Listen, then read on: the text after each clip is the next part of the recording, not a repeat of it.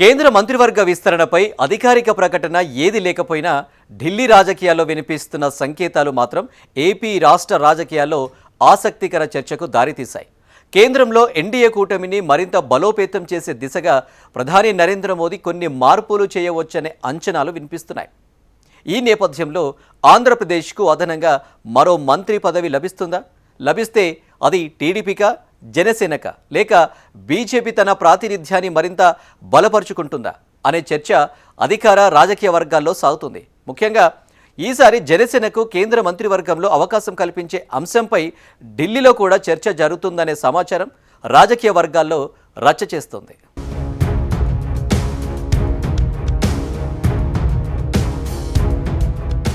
కేంద్ర మంత్రివర్గ విస్తరణపై ఎలాంటి అధికారిక ప్రకటన లేకపోయినా ఎన్డీఏ భాగస్వామ్య పార్టీల ప్రాతినిధ్యం, ప్రాంతీయ సమీకరణాలు, రాబోయే ఎన్నికల వ్యూహం వంటి అంశాలపై బీజేపీ అధిష్టానం అంతర్గతంగా కసరత్తు చేస్తున్నట్లు ఢిల్లీ రాజకీయ వర్గాల్లో ప్రచారం సాగుతోంది.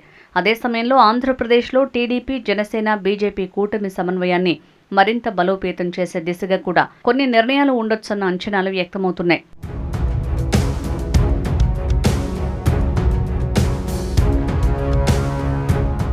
ప్రస్తుతం కేంద్ర మంత్రివర్గంలో ఆంధ్రప్రదేశ్ రాష్ట్రం నుంచి టీడీపీకి, బీజేపీకి ప్రాతినిధ్యం ఉన్న నేపథ్యంలో మరోసారి అదే పార్టీకి అవకాశం లభిస్తుందా అనే అంశంపై భిన్నాభిప్రాయాలు వ్యక్తమవుతున్నాయి. అయితే సామాజిక సమీకరణాలు, పార్లమెంట్లో చురుకైన పాత్ర, భవిష్యత్ రాజకీయ అవసరాల్ని దృష్టిలో ఉంచుకుని కొత్త ముఖాలకు అవకాశం ఇవ్వొచ్చన్న ప్రచారం ఉంది.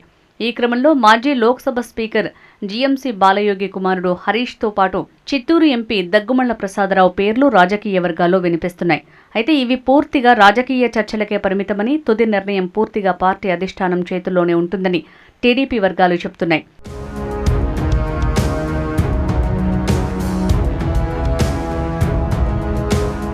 అయితే ప్రస్తుతం ఎక్కువ చర్చ జరుగుతున్నది జనసేన ప్రాతినిధ్యంపైనే. రాష్ట్రంలో అధికార భాగస్వామిగా కీలక పాత్ర పోషిస్తున్న జనసేనకు కేంద్రంలోనూ అవకాశం కల్పిస్తే కూటమి మరింత బలపడుతుందనే అభిప్రాయం ఎన్డీఏలోని కొందరు వర్గాల్లో ఉందని సమాచారం. ఈ నేపథ్యంలో రాజ్యసభ సభ్యుడు లింగమనేని రమేష్, మచిలీపట్నం ఎంపీ వల్లభనేని బాలశౌరి పేర్లు రాజకీయ చర్చల్లో వినిపిస్తున్నాయి. ముఖ్యంగా పవన్ కళ్యాణ్ జాతీయ స్థాయిలో కూడా కీలక బాధ్యతలు నిర్వహించే పరిస్థితి వస్తే జనసేనకు కేంద్ర మంత్రి పదవి ఇవ్వటం ద్వారా రాజకీయంగా స్పష్టమైన సందేశం వెళ్లే అవకాశం ఉంటుందనే విశ్లేషణ జరుగుతోంది.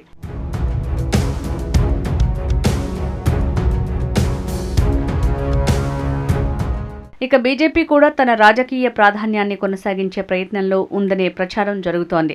రాష్ట్ర బీజేపీకి బలమైన నాయకత్వాన్ని అందిస్తున్న రాజమండ్రి ఎంపీ దగ్గుబాటి పురంధరేశ్వరి పేరు కూడా కేంద్ర మంత్రి పదవి రేసులో వినిపిస్తోంది. దక్షిణాది రాష్ట్రాల్లో పార్టీని మరింత విస్తరించే వ్యూహంలో భాగంగా సీనియర్ నాయకులకు ప్రాధాన్యం కల్పించే అవకాశాన్ని కూడా కొందరు విశ్లేషకులు ప్రస్తావిస్తున్నారు. అయితే కూటమి భాగస్వామ్య సమతుల్యత, సామాజిక సమీకరణాలు, ప్రాంతీయ రాజకీయ అవసరాలు, కేంద్ర ప్రభుత్వ వ్యూహం వంటి అంశాల ఆధారంగానే తుది నిర్ణయం ఉండొచ్చని రాజకీయ వర్గాలు అంచనా వేస్తున్నాయి.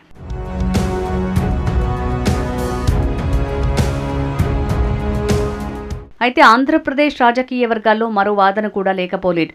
ప్రస్తుతం కేంద్ర మంత్రులుగా బాధ్యతలు నిర్వహిస్తున్న రామ్మోహన్ నాయుడు, పెమ్మసాని చంద్రశేఖర్ పోర్ట్ఫోలియోలు కూడా మారే అవకాశం ఉందన్న ప్రచారం లేకపోలేదు. అంతేకాకుండా గుంటూరు జిల్లాకు చెందిన మరో పార్లమెంట్ సభ్యుడు కృష్ణదేవరాయల పేరు సైతం గట్టిగానే వినిపిస్తోంది. అయితే పెమ్మసాని చంద్రశేఖర్, కృష్ణదేవరాయలు ఇద్దరిది ఒకే సామాజిక వర్గం, ఒకే జిల్లా. దీంతో పెమ్మసానిని కంటిన్యూ చేస్తారా, లేదా యువతకు మరిన్ని అవకాశాలు ఇవ్వాలన్న కోణంలో యువకుడైన కృష్ణదేవరాయలకు అవకాశం ఇస్తారా అన్న చర్చ కూడా సాగుతోంది.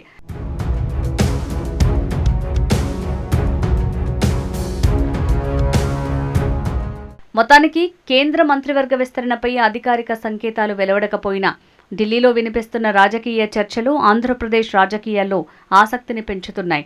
రాష్ట్రానికి అదనంగా మంత్రి పదవి కేటాయిస్తే టీడీపీకి మరో అవకాశం ఇస్తారా, లేక జనసేనకు తొలి ప్రాధాన్యం కల్పిస్తారా, లేదా బీజేపీ తన వాటాను మరింత బలోపేతం చేసుకుంటుందా అన్నది ఇప్పుడు రాజకీయ వర్గాల్లో ప్రధాన చర్చగా మారింది. అయితే తుది నిర్ణయం పూర్తిగా బీజేపీ కేంద్ర నాయకత్వం, ప్రధానమంత్రి కార్యాలయం, ఎన్డీఏ రాజకీయ వ్యూహాలపై ఆధారపడి ఉంటుందని ఢిల్లీ రాజకీయాలను దగ్గరగా గమనిస్తున్న వర్గాలు చెబుతున్నాయి. మరోవైపు ఢిల్లీలోని అతి ముఖ్యమైన కమలదళ నేతలతో పరిచయం ఉన్న ఆశావహులైన రాష్ట్ర నేతలు తమ పైరవీలకు పదును పెడుతున్నారట. మరి ఇవి ఏమాత్రం పనిచేస్తాయో, ఎంతవరకు ఫలితాలను ఇస్తాయో తెలియాలంటే కేంద్ర కేబినెట్ విస్తరణ వరకు ఆగాల్సిందే మరి.